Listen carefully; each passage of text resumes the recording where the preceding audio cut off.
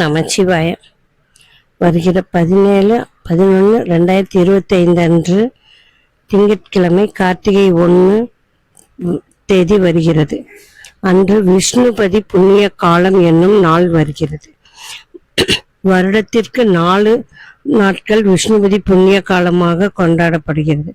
அந்த நாட்கள் வைகாசி 1, ஆவணி 1, கார்த்திகை 1, மாசி 1 ஆகும்.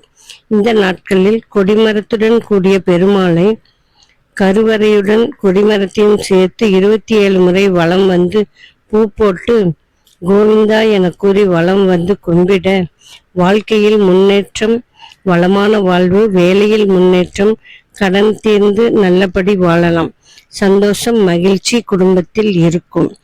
எனவே இந்த நாளில் விடிய காலை 1:30 மணியிலிருந்து காலை 10 மணி வரைக்கும் இந்த பூஜை செய்யலாம். ஓம் நமச்சிவாய.